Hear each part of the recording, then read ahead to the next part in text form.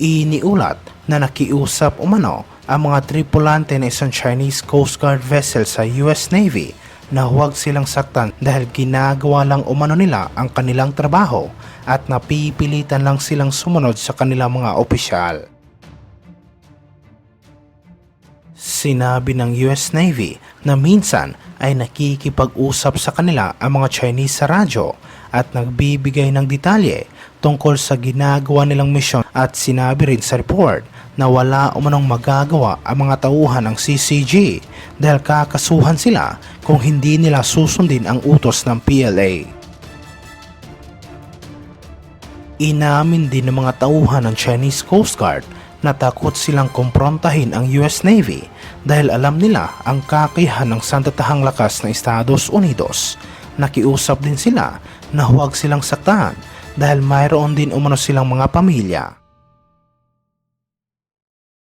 Sinabi naman ng mga eksperto na isa umano itong patunay na mahina ang People's Liberation Army at hindi handa ang mga Chinese sa isang malupit at pangmatagalang komprontasyon laban sa Estados Unidos at mga kaalyado nito.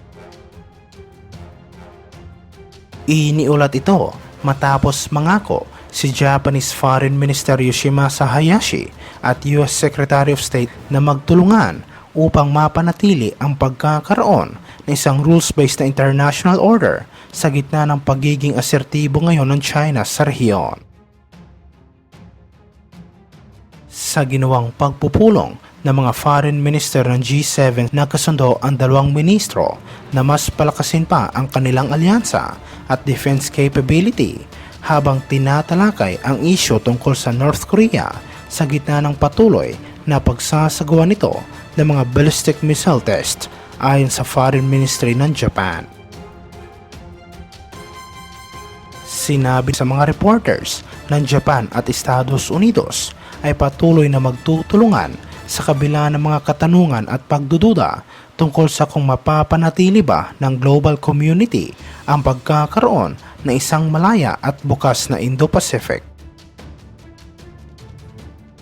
Nananatiling tensyonado ang sitwasyong pansiguridad ngayon sa Indo-Pacific region na kung saan ang China ay patuloy na pinapalakas ang military build-up nito sa mga inaangking teritoryo ng Beijing sa East at South China Sea, habang ang North Korea naman ay ilang beses nang nagsagawa ng missile test.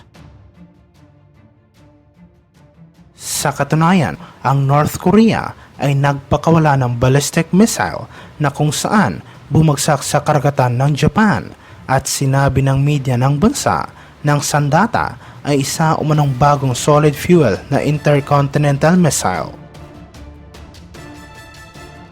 Agad namang kinondina ng Japan, Estados Unidos at South Korea ang nuclear at missile development program ng Pyongyang at nagkasundo na palakasin ang kanilang mga pagsisikap upang maisakatuparan ang real-time na information sharing tungkol sa mga missile ng North Korea.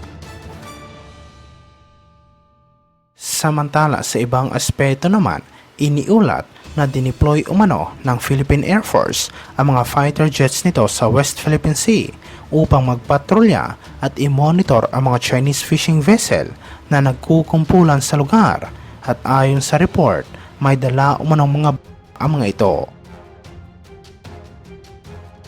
Sinabi na kaya umanong pasabugin ng mga fighter jets ng Philippine Air Force ang mga barko ng Chinese Coast Guard sa West Philippine Sea anumang oras gamit ang mga bombang binili ng sandatahang lakas mula sa Estados Unidos.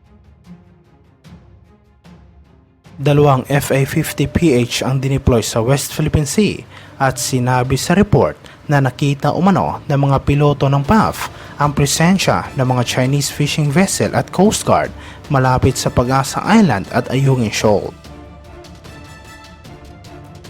Agad namang kinompronta ng Chinese Coast Guard ang mga fighter jets ng Pilipinas sa radyo at sinabi na dapat umalis ang mga ito sa lugar dahil labag umano sa international na batas ang kanilang presensya. Ngunit binaliwala lang ito ng mga piloto ng Philippine Air Force at nagpatuloy sila sa kanilang misyon. Iniulat ito matapos hinimok ni retired Supreme Court Associate Justice Antonio Carpio ang gobyerno ng Pilipinas na simulan na ang pinaplanong exploration ng bansa sa Reed Bank na kung saan ay pinaniniwala ang mayaman sa oil at natural gas deposit. Nagbabala siya na kung sakaling mawala ang resources sa Reed Bank at makuha ng China, ito ay magtutulak sa pagtaas ng singil ng kuryente sa Luzon. Hindi rin ito magiging maganda para sa administrasyon ni Pangulong Ferdinand Marcos Jr. Sinabi ni Carpio ng isa sa pinakamalaking problema ngayon ng Pilipinas ay kung paano kukuha ng gas sa Reed Bank dahil paubos na ang gas deposit sa Malampaya at ang solusyon dito ay magpadala ang bansa ng service ship doon at dapat silang samahan ng Philippine at US Navy.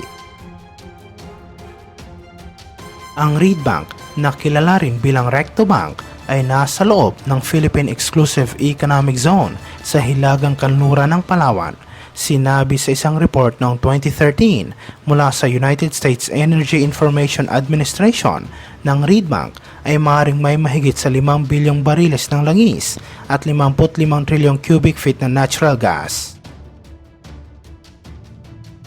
Sa isang interview, ipinaliwanag ni Carpio kung paano makakatulong ang pinalawak na Enhanced Defense Cooperation Agreement sa pagitan ng Pilipinas at Estados Unidos tungkol sa posibleng oil exploration sa Reed Bank. Sinabi niya na ang pagpapatupad ng Enhanced Defense Cooperation Agreement ay magiging isang malakas na mensahe sa China na handa nating protektahan ang ating mga service ship at drilling platform sa Reed Bank sa pamamagitan ng pakikipagtulungan sa Estados Unidos.